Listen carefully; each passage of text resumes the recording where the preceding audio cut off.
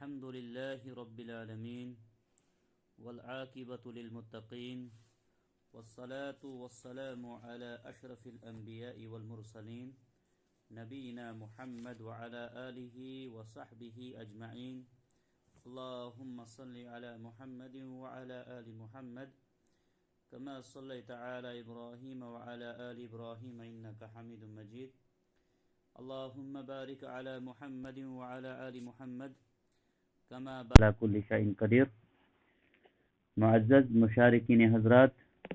و سامعین کرام، جیسا کہ آپ سب جانتے ہیں مصطلح الحدیث کی ایک عظیم کتاب کا ہم مراجعہ کر رہے ہیں، اور وہ کتاب ہے نزہۃ النظر فی توضیح نخبۃ الفکر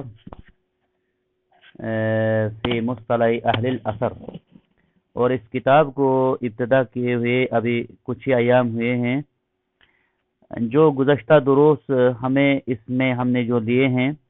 سب سے پہلے مصنف رحمہ اللہ تعالی نے مقدمے کے طور پر کچھ اس علم کی تصانیف کو ذکر کیا کہ یہ علم کب سے کتابوں کے اندر مدون کیا گیا. جیسا کہ آپ پہلے سے جانتے ہیں کہ جو علوم حدیث یا اصول حدیث یا مصطلح الحدیث ہے، یہ نبی کریم صلی اللہ علیہ وسلم کے زمانے سے موجود ہے. قرآن کریم کی آیت ان جاءکم فاسقم بنبأ، اس میں اشارہ ہے اس کی طرف،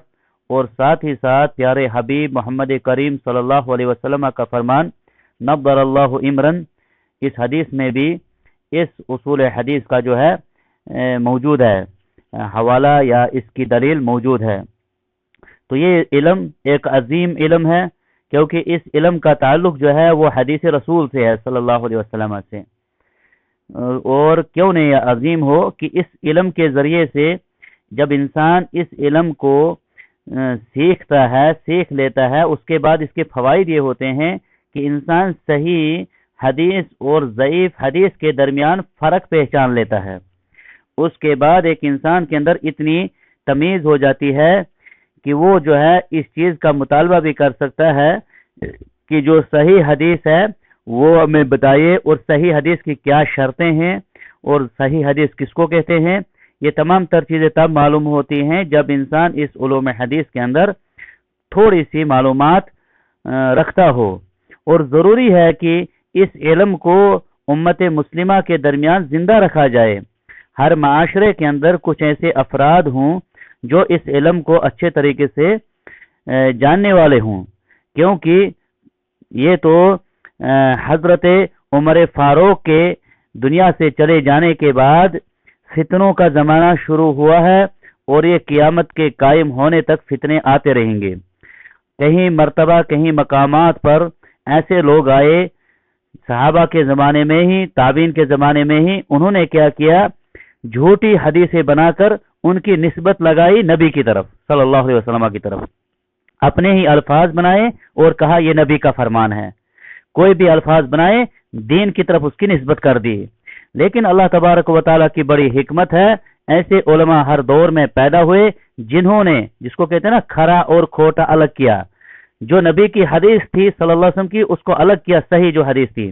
اور جو نبی صلی اللہ علیہ وسلم سے ثابت نہیں تھی ان کو الگ کیا. اور اس کے لیے اصول اور ضوابط اس طرح رکھے گئے جو مناسب، اور جو ہر ایک سمجھنے کی کوشش اگر کرے گا تو سمجھ سکتا ہے کہ کس طریقے سے اہل علم نے اس میں جو ہے محنت کی ہے. بہرحال ہم بھی اللہ تعالیٰ سے یہی توفیق مانگتے ہیں کہ اللہ تعالیٰ ہمیں اس علم کو سیکھنے، سکھانے، سمجھنے اور سمجھانے، اور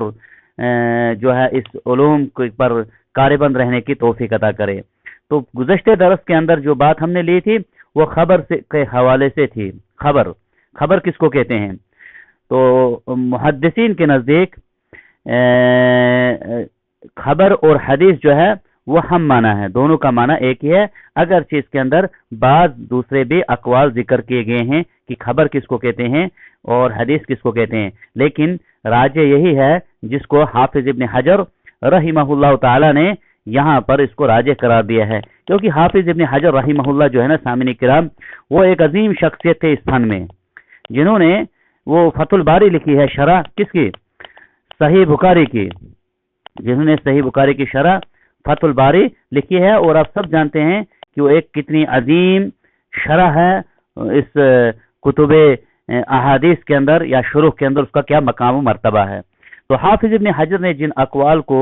इन तारीफात में राजे करार दिया होगा, वो कौल कवी और बड़ा मजबूत रहता है, बहुत मजबूत रहता है,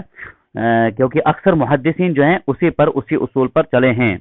लिहाजा खबर जो है वही है जिसको मुहद्दिसीन ने हदीस के मुतरादिफ करार दिया है। बकिया जो अकवाल दो जिक्र किए थे हाफिज इब्न हजर ने, वो सेगा तमरीज के साथ थे, कीला के साथ। कीला में इशारा है कि ये कौल ज़ईफ है, अगरचे बाज मुहद्दिसीन ने इसको भी इस्तेमाल किया था। लिहाजा खबर हुई जो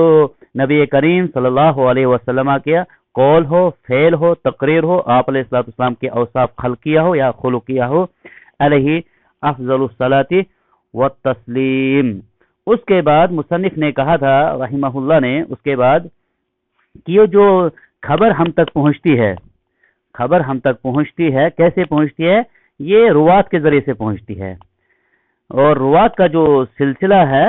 उसके तरीके से जो है मुहद्दिसीन ने अपनी किताबों के अंदर हदीसें जमा की हैं। किताबें आपके सामने जो भी होंगी, मुस्नद अहमद है, सही बुखारी है, मुसन्नफ इब्न अबी शैबा है, अब्दुर रज़्ज़ाक है, सही मुस्लिम है, तिरमिजी है, उन तमाम किताबों को जब हम खोलते हैं, उन तमाम अहादीस की किताबों को हम जब देखते हैं, तो उन किताबों के अंदर हदीसें जो है वो सनद के साथ नकल हैं, सनद के साथ। यानी हर इमाम कहता है कि इस हदीस को मैंने अपने उस्ताद से सुना, उस उस्ताद का नाम लेते हैं, वो उस्ताद कहता है कि ये हदीस मैंने फला उस्ताद से सुनी, यहाँ तक कि नबी करीम सल्लल्लाहु अलैहि वसल्लम तक ये सिलसिला जाता है, ये सनद कहलाता है।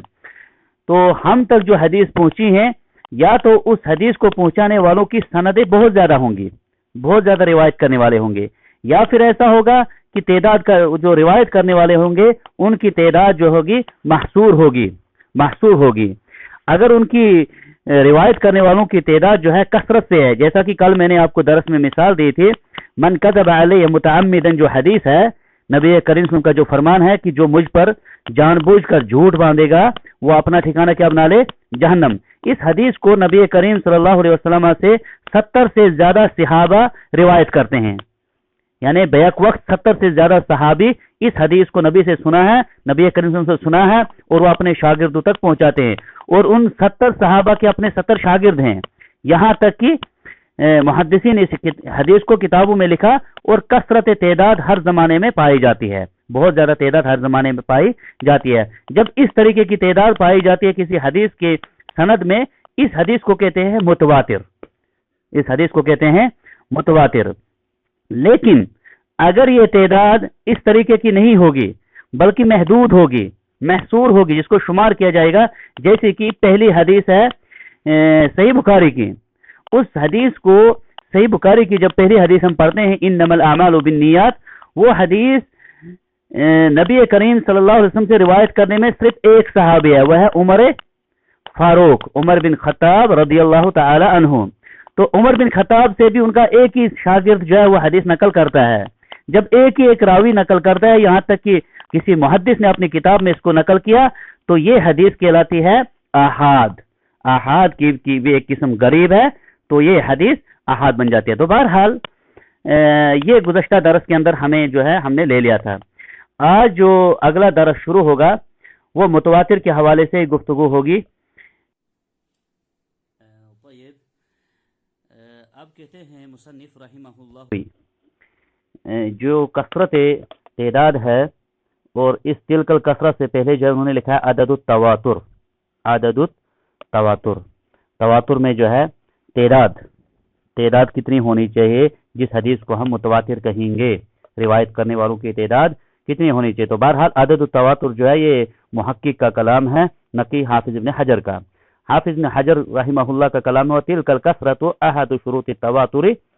जो ये तादाद कसरत तादाद जो है ये एक शर्त है हदीस मुतवातिर की।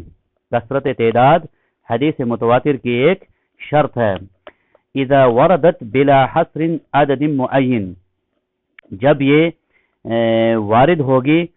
ये तादाद बिला हस्रिन अददिन मुअय्यन, लेकिन इसके लिए ये ज़रूरी नहीं है کہ ہم تواتر میں جو ناقلین ہیں، حدیث کو نقل کرنے والے ہیں، ان کی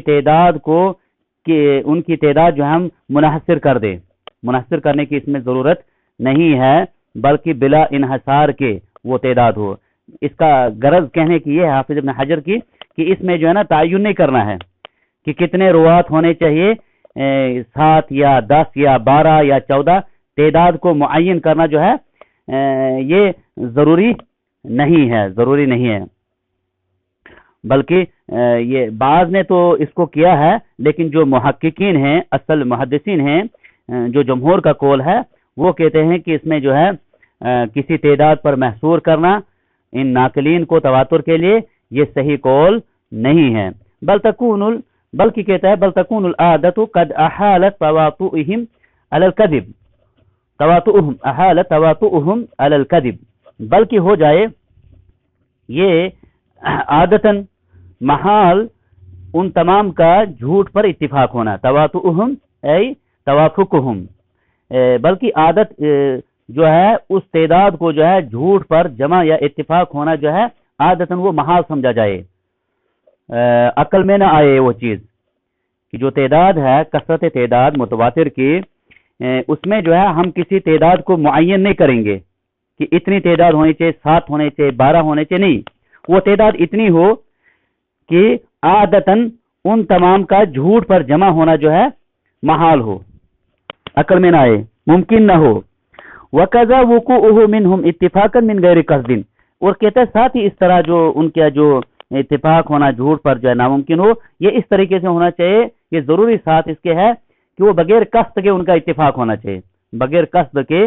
ان کا اس پر اتفاق ہونا چاہیے. اور ایسا ممکن نہیں کہ وہ پہلے سارے مل کے مشورہ کریں پھر اس کے بعد وہ بات بتائے، نہیں، بلکہ وہ کیا ہوگا،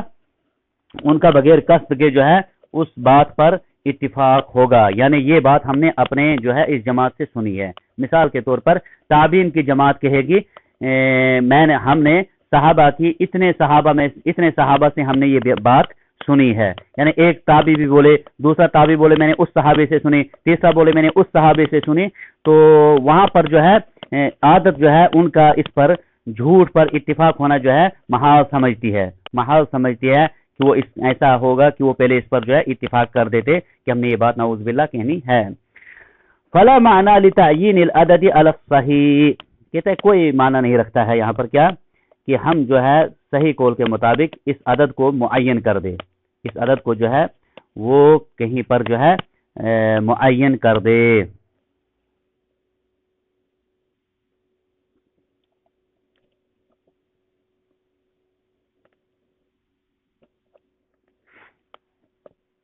وَمِنْهُمْ مَنْ أَيَّنَهُ فِي الْأَرْبَعِ، کیونکہ کہتے ہیں کہ کچھ ایسے بھی ہیں جنہوں نے جو تعداد معین کرنے والے ہیں، کچھ ایسے بھی ان میں ہیں انہوں نے 4 پر اس کا کیا کیا ہے، تعین کیا ہے کہ حدیث متواتر اس کو بولیں گے کہ ہر طبقے میں کم سے کم 4 راوی ہونے چاہیے. یعنی صحابہ جو ہے نبی کریم صلی اللہ علیہ وسلم سے جو صحابی روایت کرتے کم سے کم 4 ہونے چاہیے، ان صحابہ کے بھی آگے 4 شاگرد ہونے چاہیے، ان کے بھی 4 آگے ہونے چاہیے. اس طرح تعداد یہاں تک کہ محدثین نے جب تک اپنی کتابوں کے اندر اس کو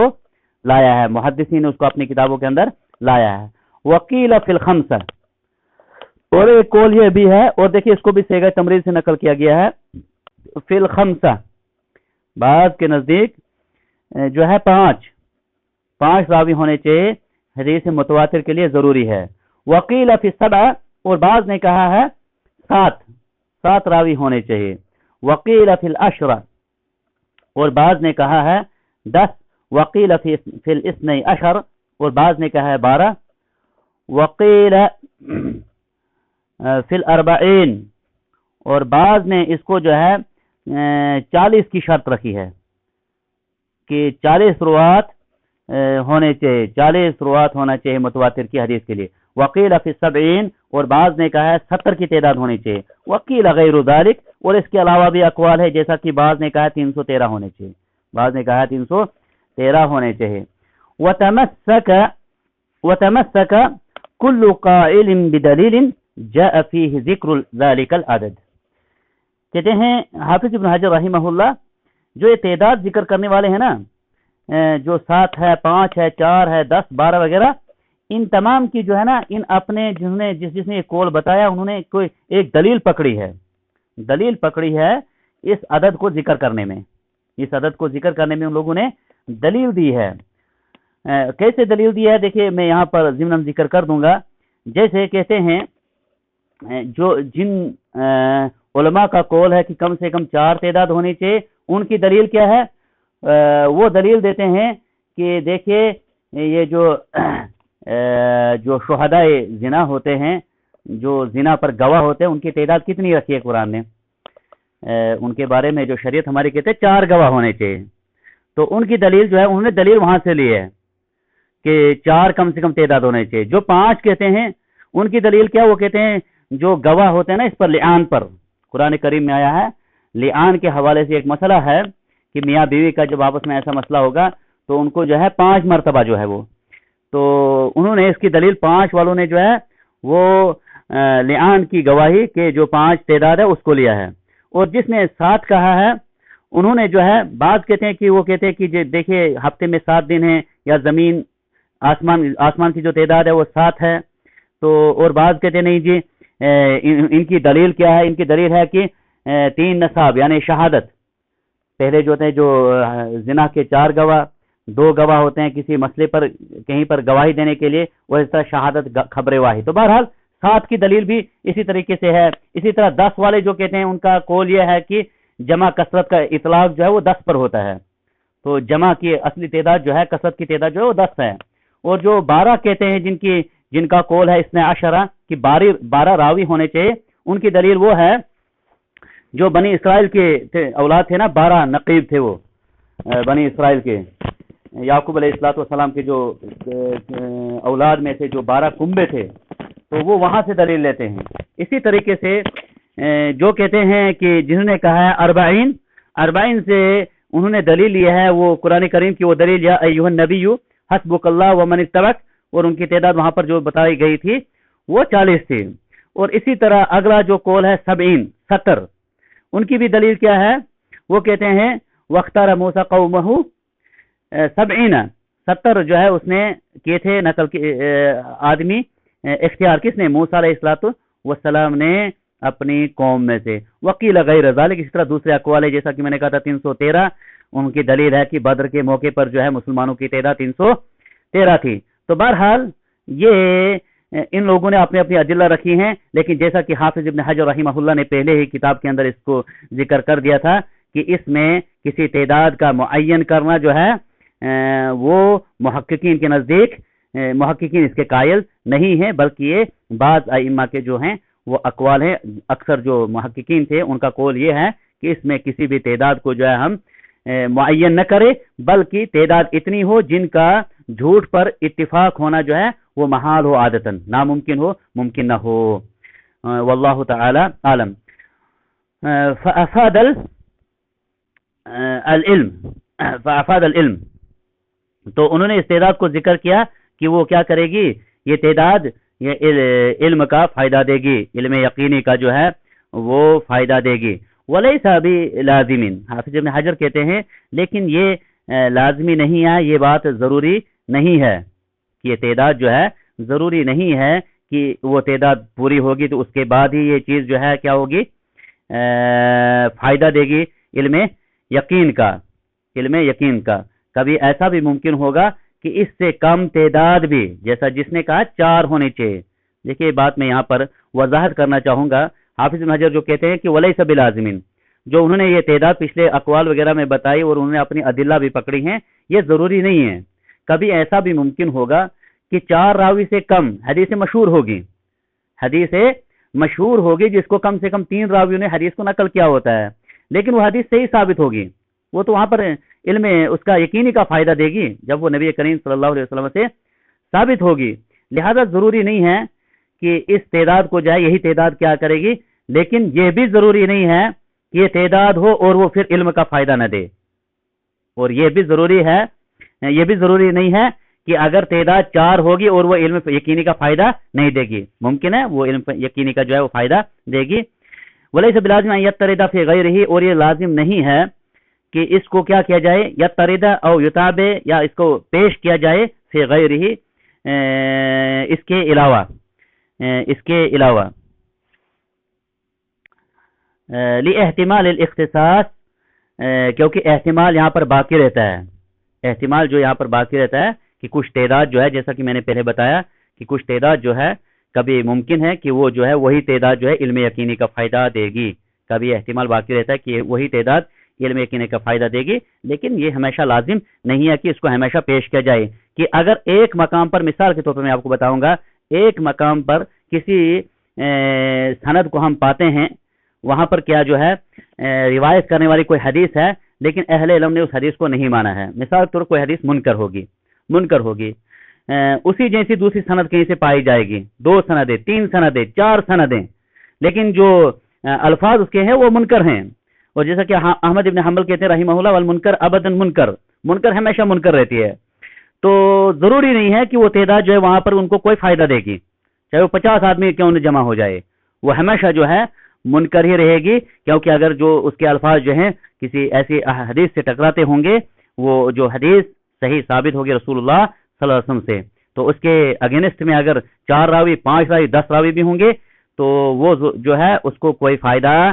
نہیں دیں گے، بلکہ وہ اور زیادہ اس کو خراب ہی کریں گے، اس کو اور زیادہ، جیسا کہ اہل علم کہتے ہیں، واللہ تعالی عالم۔ فَإِذَا وَرَدَ فَإِذَا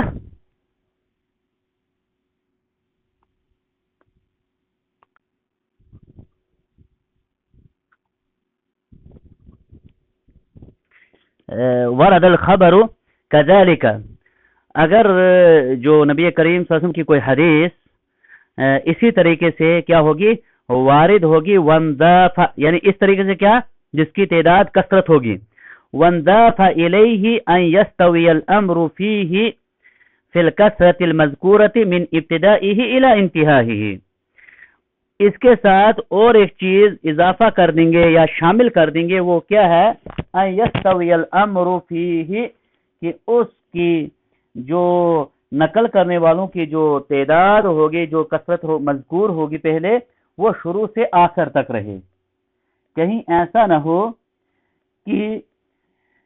مثال کے طور پر نبی کریم صلی اللہ علیہ وسلم سے روایت کرنے والے صحابہ کی تعداد اچھی تعداد ہے، اچھی خاصی تعداد ہے، 10 ہے، 15 ہے، 20 ہے، صحابہ سے نقل کرنے والے تابعین جو ہوں گے وہ 2 یا 3 ہوں گے، 2 یا 3 ہوں گے، اس کے بعد کے تابعین سے جو روایت کرنے والے ہوں گے ان کی بھی تعداد جو ہے اگر 10-15 ہوگی، لیکن اگر بیچ میں کسی طبقے میں تعداد کم ہوگی، 2 رہی یا 1 رہی، کیونکہ جو حدیثیں ہم تک سامعین کرام پہنچی ہیں اس درس کے اندر، ہمارے ساتھی کچھ ایسے بھی ہیں جو دینی اداروں میں نہیں پڑھا ہے، لہذا ہم ان کے لیے زیادہ ان چیزوں کو جو ہے واضح کرتے ہیں، وغیرہ ہم تھوڑا سا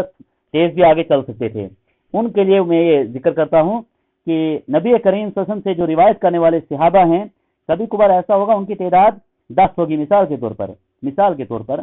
ان سے جو تابعین روایت کرنے والے ہوں گے 2 یا 3 ہوں گے، 2 یا 3 ہوں گے، تابعین سے روایت، ان 3 تابعین سے روایت کرنے والوں کی تعداد بھی 10-15 ہو سکتی ہے، ان تبع تابعین والوں سے آگے بھی 10-15 ہو سکتی ہے، لیکن جو تابعین کا طبقہ ہے وہاں پر 3 یا 2 راوی رہے، اس کی وجہ سے ہم اس حدیث کو متواتر نہیں کہہ سکیں گے، کیوں؟ کیونکہ یہاں پر تعداد اتنی کم ہوگی جو حدیث احاد کی قسم میں سے آتی ہے کہ جس میں 2 یا 3 راوی ہوں گے، لہذا یہ کہتے ہیں مصنف رحمہ اللہ، جب حدیث کو نقل کرنے والوں کی تعداد بہت زیادہ ہوگی، لیکن اس کے ساتھ ساتھ دوسری چیز یہ ہے کہ وہ تعداد ہر طبقے میں موجود ہونی چاہیے، صحابہ میں اگر وہ تعداد موجود تھی، تابعین میں بھی موجود ہونی چاہیے، تبع تابعین میں بھی موجود ہونی چاہیے، اس کے بعد یہاں تک کہ اس کو کتابوں کے اندر تصنیف کیا گیا ہے، اس حدیث کو کتابوں کے اندر تصنیف کیا گیا ہے، اور یہ کتابیں کب لکھی گئی ہیں سامعین کرام؟ جیسا کہ آپ جانتے ہیں 150 ہجری کے آس پاس جو ہے کتابوں کا تسلسل لکھنے کا کام شروع ہو چکا تھا، بلکہ اس سے پہلے بھی کچھ کتابیں لکھی گئی تھی، تو ان کتابوں کو جب ہم کھولتے ہیں وہاں پر یہ چیزیں ہمیں ملتی ہیں، تو وہاں پر جب یہ چیزیں ہمیں ملتی ہیں تو وہاں پر ہمیں معلوم ہوتا ہے کہ کہاں پر کتنے راوی ہیں، کس طبقے میں، صحابہ کتنے ہیں اس حدیث کو نقل کرنے والے نبی کریم صلی اللہ علیہ وسلم سے، کیونکہ علماء کرام نے باضابطہ طور پر ان تمام سندوں کو ذکر کیا ہے، اسی وجہ سے امام بخاری رحمہ اللہ کہتے ہیں حفظت 100,000 حدیث من الصحیح، میں نے 1,00,000 صحیح حدیثیں یاد کی ہیں. وحفظت 200,000 حدیث من الضعیف، اور میں نے 2,00,000 ضعیف حدیثیں یاد کی ہیں. اب 1,00,000 صحیح حدیثیں اور 2,00,000 ضعیف حدیثیں یاد تھی کس کو؟ امام بخاری رحمہ اللہ تعالیٰ کو. 1,00,000 صحیح حدیثیں، صحیح حدیثوں کو ہم پہلے اٹھاتے ہیں 1,00,000. لیکن جب ہم نبی کریم صلی اللہ علیہ وسلم کے فرمان کو اٹھاتے ہیں کہ نبی کریم صلی اللہ علیہ وسلم کی کل احادیث کتنی تھی، نبی کریم صلی اللہ علیہ وسلم کی کل احادیث جو متن ہوتا ہے، سامعین کرام طالب علم زیادہ سمجھتے ہیں، نبی کریم صلی اللہ علیہ وسلم کے کل متون کتنے ہیں دنیا کے اندر. ہمارے ایک استاد تھے مدینہ کے اندر، عبد الباری حفظہ اللہ، ایک بڑے محدث کے بیٹے ہیں. وہ مدینہ کے اندر مسجد نبوی میں بھی، مدینہ یونیورسٹی کے اندر ان کے وہ پروفیسر ہیں، اور ایک بڑی لائبریری ان کے گھر میں ایک اثاثہ ہے، ایک خزانہ ہے دینی کتابوں کا. حماد انصاری کے بیٹے ہیں یہ، اور حماد انصاری ایک بہت بڑے محدث تھے، ہمارے اساتذہ کرام جانتے ہیں، بہت ہی اونچے پائے کے محدث. عبد الباری نے کہا حفظہ اللہ، ابھی وہ زندہ ہیں، انہوں نے ہمیں ایک کلاس میں کہا کل حدیث نبی کریم کی کتنی ہوں گی، نبی نے جو فرمائی حدیث وہ کتنی ہوں گی، جو نبی کی سنت ہے، کیا ہوا کام یا فعل یا قول، وہ تعداد کتنی ہے. تو کہا ہمارے والد صاحب جو محدث تھے حماد انصاری، کہا وہ کہتے تھے 27 سے کی 30,000، اس کے آس پاس 30,000 کے آس پاس ٹوٹل حدیثیں ہیں جو نبی کریم کی صحیح ہیں. تو امام بخاری کے کہنے کا مطلب کیا ہے کہ میں نے 1,00,000 حدیثیں یاد کی. مراد یہ ہے کہ 1,00,000 جو مراد ان کی تھی وہ تھی سند. 1,00,000 جو ہے مختلف سندوں کے ساتھ، کبھی اوپر حدیث ایک ہی ہوتی ہے، مختلف سندیں ہوتی ہیں، اوپر حدیث متن جو ہے وہ ایک ہوتا ہے. جیسا کہ میں نے کہا 3 صحابی نبی سے حدیث کو نقل کرتے ہیں، حدیث تو وہ ایک ہی ہے لیکن روایت کرنے والے کتنے ہیں؟ 3 ہیں. وہ تینوں روایت امام بخاری کو یاد ہوتے تھے. اسی طرح سے ان کی تعداد جو ہے وہ 1,00,000 پہنچی تھی. واللہ تعالی عالم. بہرحال یہ ایک مثال میں نے دی تھی جو اس وقت عام کچھ ہمارے ساتھی درس کے اندر ہیں ان کے لیے. تو یہ تعداد جو ہے، کثرت تعداد، یہ ہر زمانے میں جو ہے موجود ہونی چاہیے، ہر زمانے میں موجود ہونی چاہیے. والمراد ہونا بالاستواء، کہتا ہے یہاں پر جو والمراد بالاستواء، استوا سے مراد کیا ہے یہاں پر؟ اللہ تنقص الکثرت المذکورۃ فی بعض المواضع، کہ جو کثرت تعداد ہم نے رکھی ہے نا اس حدیث متواتر کے لیے، وہ کہیں کم نہیں ہونی چاہیے، وہ کہیں کم نہیں ہونی چاہیے. تو پھر راجح قول کیا ہے سامعین کرام؟ اب ہم خود اگر سمجھنا چاہیں گے کہ راجح قول کیا ہے، کہ کتنی تعداد ہونی چاہیے جس کو ہم حدیث متواتر کہیں گے. تو بہرحال جہاں تک میں اپنی جانکاری سے اساتذہ کرام کے ان دروس سے استفادہ کیا ہوں، یہ معلوم ہوتا ہے کہ جب حدیث کی انہوں نے قسمیں کی، احاد کی 3 قسمیں، مشہور، عزیز اور غریب. مشہور میں کم سے کم 3 راوی ہوتے ہیں. جیسے 3 سے زیادہ تعداد ہو جائے گی وہ متواتر میں داخل ہو جاتی ہے. 3 سے زیادہ تعداد جائے گی وہ متواتر میں چلے جاتی ہے. لیکن جیسا کہ پہلے کلام گزر چکا ہے، کبھی ایسا بھی ہوتا ہے کہ تعداد زیادہ ہو لیکن وہ فائدہ نہیں دے گی. ان 3 سے زیادہ جب راوی کوئی حدیث نقل کریں گے، اس اعتبار سے کہ ان کا جھوٹ پر اتفاق ہونا محال ہو، بسم اللہ، وہاں سے تواتر کا کام شروع ہوتا ہے. کہتے ہیں اللہ تنقص الکثرۃ المذکورۃ فی بعض المواضع، کہ وہ جو کثرت تعداد ہے وہ بعض مقام پر کم نہیں ہو جانی چاہیے. صحابہ 10 تھے، تابعین 3 ہوں گے یا 2 ہوں گے، اگر ایسا ہوگا وہ متواتر نہیں رہے گی، بلکہ وہ تعداد برقرار رہنی چاہیے. لا اللہ تزید، ایسا نہیں ہے کہ وہ بڑھے گی نہیں. تعداد اگر زیادہ ہوگی کوئی مسئلہ نہیں ہے، تعداد اگر زیادہ ہوگی کوئی مسئلہ نہیں ہے. کیوں؟ کیونکہ اذ زیادت ہونا مطلوبۃ من باب اولا. یہاں جو ہے اس فن میں جو ہے احادیث کے جو سند ہیں، اسناد میں جو ہے کثرت تعداد جو ہے وہ مطلوب ہے، کثرت تعداد مطلوب ہے. مثال صحابہ نے، اگر صحابہ روایت کرنے والے 10 تھے، تابعین 12 تھے، 15 تھے، 20 تھے، پھر ان کے شاگرد 10 ہی تھے، لیکن بیچ میں جو 10 سے زیادہ تعداد تھی، اس کا کوئی نقصان نہیں ہوگا. یہ بلکہ مطلوب ہے، یہ زیادہ جو ہے مفید ہے، فائدہ دیتی ہے. وَأَن يَكُونَ، یہ ہوگی اس کی اگلی شرط، ان يكون مسترد انتهائه الامر المشاهد او المسموع لا ما ثبت بقضیة العقل صرف. کہتا ہے کہ جب وہ لاسٹ پہ آخر میں جو حدیث کے الفاظ ہوں گے وہ ان کی انتہا کس پر ہونی چاہیے؟ یا تو مشاہد ہونی چاہیے کہ وہ راوی کا کہے کہ میں نے دیکھا یہ خود، یا یہ میں نے خود اپنے کانوں سے سنا. ایسا نہ ہو کہ وہ جو ہے بس اس عقل کے فیصلے سے اس کو جو ہے ثابت کیا جائے، عقل کے فیصلے سے اس کو ثابت کیا جائے، جیسا کہ ثابت کرتے مثال کے طور پر یہ دنیا، اس دنیا کو جو ہے آگ کو مثال طور پر، آگ کو جو ہے وہ جلاتی ہے، یہ اس چیز کو عقل بھی مانے گی، عقل بھی مانے گی، لیکن یہاں پر اس چیز کے عقل کے گھوڑے نے دوڑانے ہیں، بلکہ یہاں پر جو ہے ضروری ہے کہ جو روایت کرنے والا ہوگا وہ کہے گا یا تو میں نے نبی کریم سے سنا اپنے کانوں سے، جن کو ہوا سے خمسہ بھی کہتے ہیں، یا میں نے خود اپنی آنکھوں سے دیکھا یہ کام ہوتے ہوئے، یا میں نے جو ہے اس چیز کو محسوس خود کیا۔ یہ تمام تر جو ہے لاسٹ پر چوتھی شرط حدیث متواتر کی ہی ہے۔ وقت ہمارا جا رہا ہے، مزید اس پر گفتگو کل اگلے درس میں ہوگی انشاءاللہ العزیز۔ اقول قولی ھذا استغفر اللہ لی ولکم ولسائر المسلمین فاستغفروہ انہ هو الغفور الرحیم۔